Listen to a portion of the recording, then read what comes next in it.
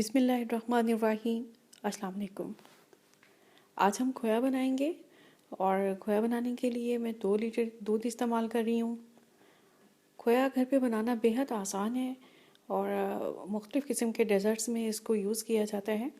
तो मिठाइयाँ वगैरह बनाने में ये काम आएगा। अगर आप बना के रख लें तो आपके लिए बहुत आसान रहेगा कुकिंग करना।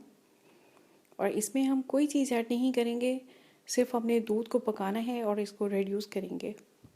तो चलिए तैयारी शुरू करते हैं। पैन को मैंने चूल्हे पर रख दिया है, इसको हम हाई फ्लेम पर पकाएंगे। ये देखिए दूध में उबाल आना शुरू हो गया है और हमने इसका फ्लेम लो कर दिया है। अब कुछ देर हम इसको लो फ्लेम पे पकाएंगे।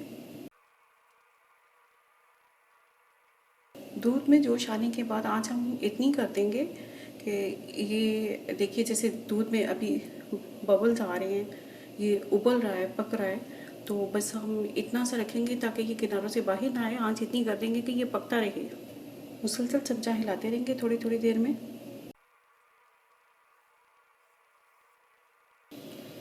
दूध हमारा पक रहा है और हमने इसको इसी फ्लेम पर इसी तरह पकने देना है जब तक कि ये गाढ़ा नहीं हो जाता।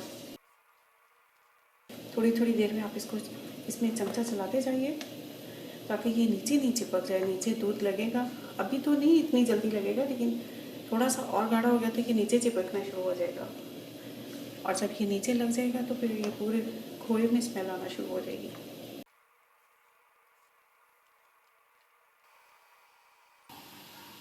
जी तो ये देखिए दूध पर काफ़ी मलाई बन गई है ये। और इसको साइडों से स्क्रैप करते रहेंगे, आपको बार बार इसकी साइडें हिलानी पड़ेंगी।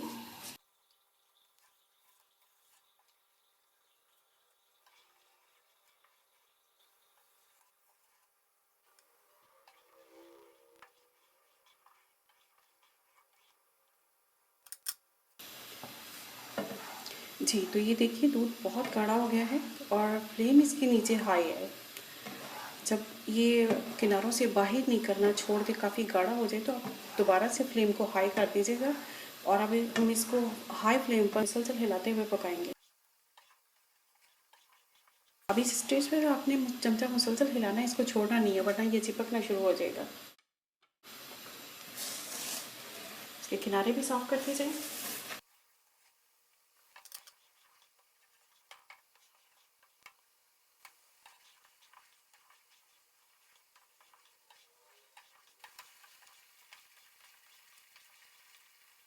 तो हमारा बनने वाला है, ये बिल्कुल तैयार होने के करीब है। इसको मुसलसल हिलाएंगे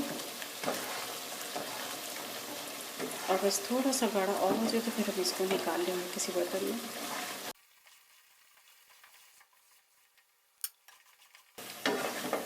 ये देखिए ये किस कदर गाढ़ा हो गया है और अब हम इसी स्टेज पर इसको निकालेंगे। इसको और ज़्यादा गाढ़ा नहीं करेंगे क्योंकि इसमें ठंडा होने तक और गाढ़ा हो जाना है। अब हम इसको किसी बर्तन में निकाल लेते हैं।